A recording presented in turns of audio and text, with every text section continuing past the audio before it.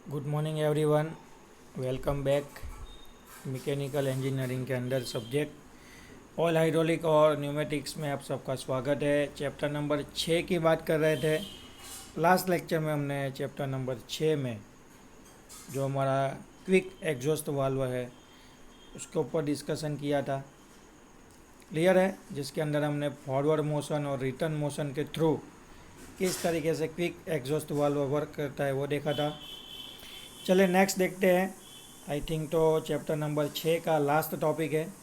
उसके बाद हम लोग मूव करेंगे चैप्टर नंबर 7 की ओर।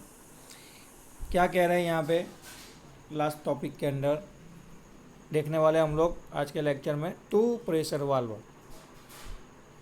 ठीक है, अब ये जो टू प्रेशर वाल्व है तो उसको न्यूमेटिक की जो लैंग्वेज है उसके अंदर इसको बोला जाता है एंड वाल्व। क्लियर है? जो बेसिकली नॉन रिटर्न टाइप का वाल्व है। अब इसको टू प्रेशर वाल्व क्यों बोला जाता है? तो आप देख सकते हैं यहाँ पे हमको 3 कंडीशन दी गई है। यही से आपके कंसेप्ट क्लियर हो जाएंगे। सबसे पहले आप ध्यान दीजिए यहाँ पे। ठीक है, ऊपर टाइटल क्या दिया है इसको? No output. मतलब क्या है कि ये जो वाल्व है, क्लियर है, तो ये अगर इसका इनलेट है और ये अगर इसका आउटलेट है तो वाल्व ऐसी पोजीशन में रहेगा जिससे इस वाल्व से कोई भी चीज़ फ्लो हो पाएगी नहीं। अगर हम लोग न्यूमेटिक सिस्टम की बात करेंगे तो न्यूमेटिक सिस्टम में क्या फ्लो होता है? तो कि कंप्रेस एयर है वो फ्लो होती है। तो ये वाल्व है वो इस कंडीशन में रहेगा जिसकी वजह से ये इनलेट पोर्ट और ये इनलेट पोर्ट दोनों क्लोज रहेंगे। क्लियर? अगर ये ओपन भी है तो यहाँ से आगे फ्लो एयर का हो नहीं पाएगा। कोई चीज़ अंदर जाएगी नहीं जाएगी डजेंट मैटर, लेकिन बाहर कुछ निकलेगा नहीं। क्लियर? अगर आप लोग क्या करोगे, वाल्व की पोजीशन चेंज कर दोगे। अगर आप इस वाल्व को इस साइड मूव करवाओगे तो अगर वाल्व इस साइड मूव हो जाएगा तो देखिए सेकंड कंडीशन दी गई है। ठीक है, वाल्व का स्पूल इधर आ गया है। क्लियर? तो अभी क्या हो जाएगा? तो ये पोर्ट क्लोज हो जाएगा। ये पोर्ट ओपन है लेकिन यहाँ पे क्लोज होने की वजह से अगेन नो आउटपुट, आपको कोई आउटपुट मिलेगा नहीं। अगर आप चाहते हैं कि दोनों पोर्ट जो है लेफ़्ट साइड और राइट साइड दोनों जो पोर्ट है वहाँ से हमारा कंप्रेस एयर फ्लो होना चाहिए और यहाँ से वो सिस्टम में सर्कुलेट होना चाहिए, तो आपको इस जो वाल्व का स्पूल है, वाल्व का जो स्पूल है मतलब जो पिस्टन वाला अरेंजमेंट है उसको आपको कुछ इस तरीके से सेट करना पड़ेगा जिससे क्या होगा, दोनों वाल्व ओपन हो जाएंगे। ठीक है, दोनों वाल्व के क्लियरेंस के थ्रू एयर सप्लाई होगा और यहाँ से वो आउटलेट के थ्रू सिस्टम में सर्कुलेट हो जाएगा। दैट मीन्स कि आपको दो अलग अलग जो प्रेशर है, एक प्रेशर वाला एयर यहाँ से आएगा, दूसरा प्रेशर वाला एयर यहाँ से आएगा और दोनों मिक्स होंगे, क्या हो जाएंगे, आपको आउटपुट क्रिएट करके देंगे। तो इसको बोला जाता है टू प्रेशर वाल्व। सिंपल है, चैप्टर हमारा ओवर हो चुका है। ठीक है, बहुत ही बढ़िया चैप्टर था, फटाफट हमारा ख़त्म हो चुका है। चलिए नेक्स्ट हम लोग देखने वाले हैं। जैसे हमने हाइड्रोलिक वाले पोर्शन के अंदर हमने हाइड्रोलिक सर्किट के बारे में डिस्कस किया था, बिल्कुल उसी तरह अगर न्यूमेटिक का जो पोर्शन है सेकंड पोर्शन सब्जेक्ट का, ठीक है, तो उसमें क्या होगा, तो कि उसमें न्यूमेटिक सर्किट होगा। क्लियर है?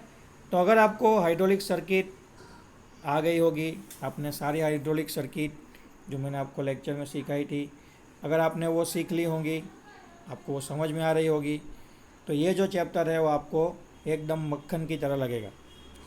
फटाफट आप क्या करोगे, उसको कैचअप कर लोगे। चलिए इंट्रोडक्शन में देखते हैं। जैसे हाइड्रोलिक सिस्टम के अंदर ढेर सारे वाल्व थे, सिंगल सिलेंडर पिस्टन अरेंजमेंट था, डबल सिलेंडर पिस्टन अरेंजमेंट था, डायरेक्शन कंट्रोल वाल्व थे, फ्लो कंट्रोल वाल्व थे, प्रेशर रेगुलेटर थे, सिंगल प्रेशर एलिमेंट थे, टू प्रेशर वाल्व थे।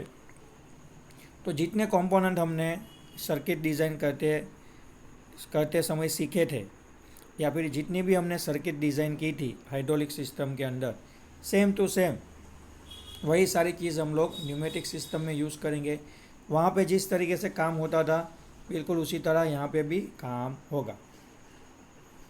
क्लियर है? यहाँ पे भी क्या होगा, सिलेंडर पिस्टन अरेंजमेंट होगा, एक रिसर्वियर टैंक होगा, प्रेशर रेगुलेटर होगा, प्रेशर रिलीफ वाल्व होगा, ठीक है।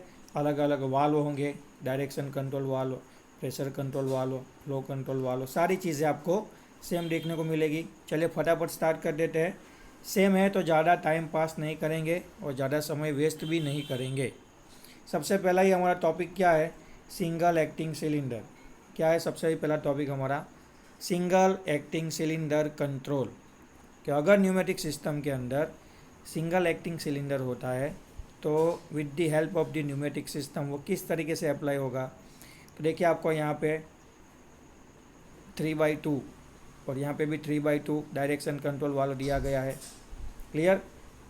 ये जो है वो हमारा न्यूमेटिक सप्लाई लाइन है, मतलब कंप्रेसर से जो प्रेशराइज एयर आएगा वो यहाँ से एंटर होगा।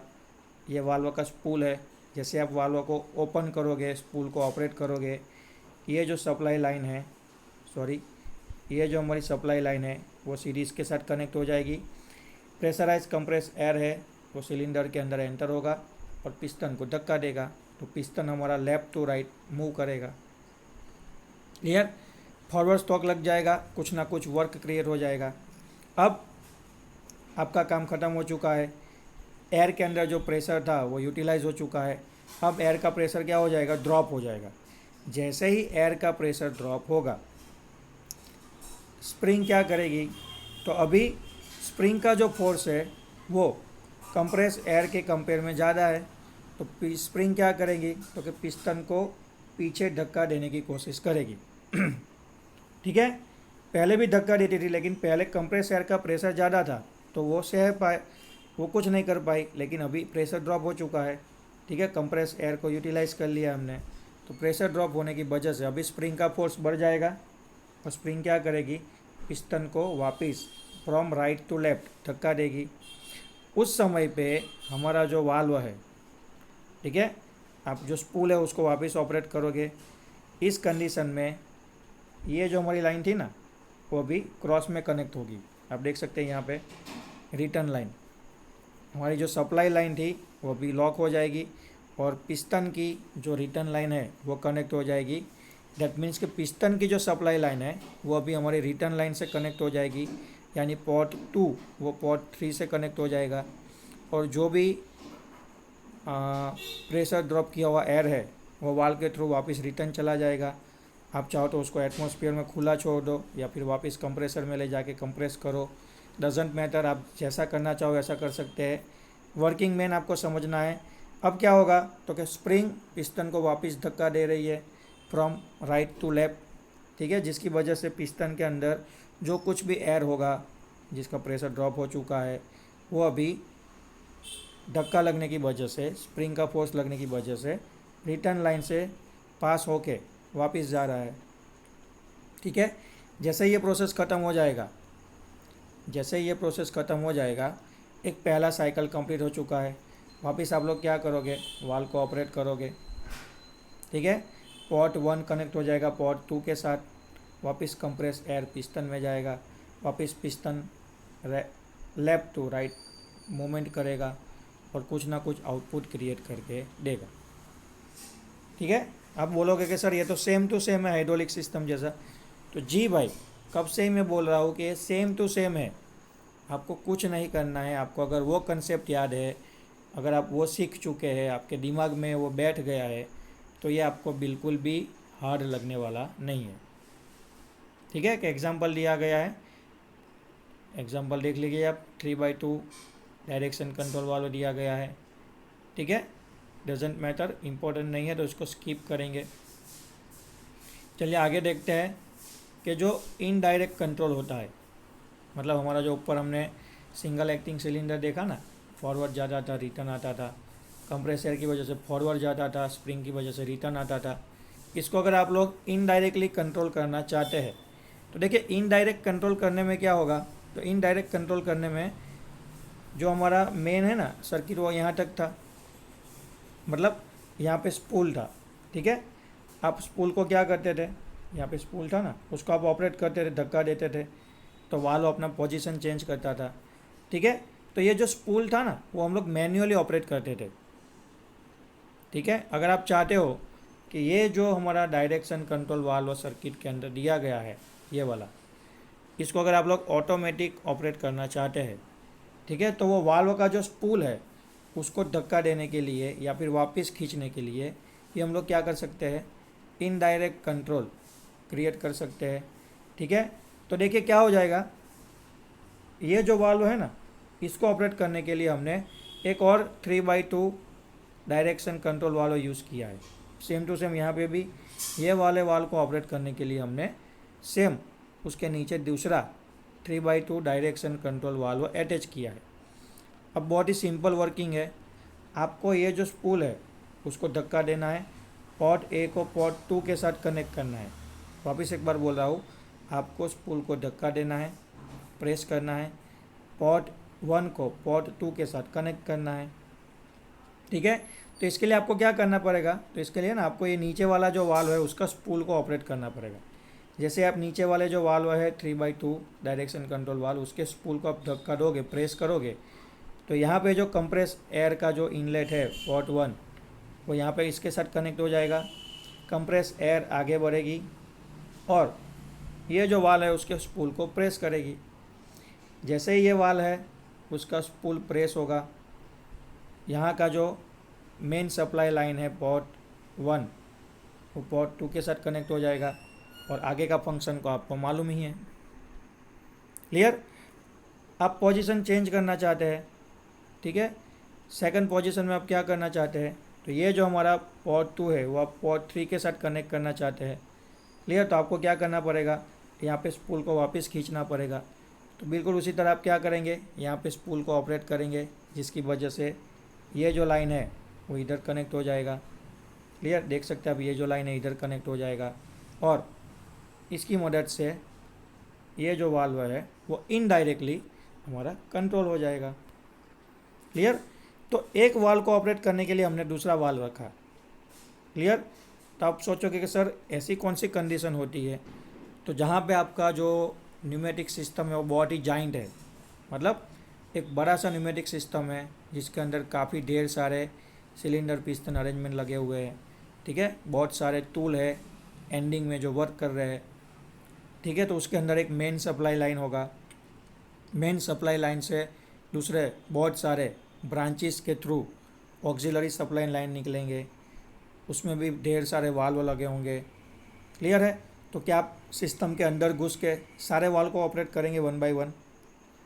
आप इतने काबिल है कि आप सिस्टम के अंदर घुसेंगे और बहुत सारे जो वाल्व है उसको 1 बाय 1 हाथ से ऑपरेट करेंगे? नहीं, आप तो क्या करेंगे, कैबिन में बैठे होंगे, एक जो यूनिट होगा, एक जो पर्टिकुलर स्पेस होगी, वहाँ पे आप बैठे होंगे, आपके पास पूरा कंट्रोल पैनल होगा और आप वही पर्टिकुलर कंट्रोल पैनल को ऑपरेट करेंगे।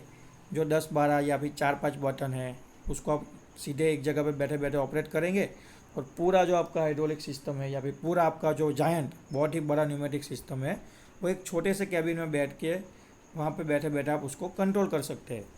तो इसके लिए ये जो इनडायरेक्ट कंट्रोल है या फिर इनडायरेक्ट कंट्रोल सिस्टम जो है वो डिज़ाइन किया हुआ है, क्योंकि आप सब जितने भी न्यूमेटिक वाल्व है उसको आप साथ में ऑपरेट करने नहीं जा पाओगे।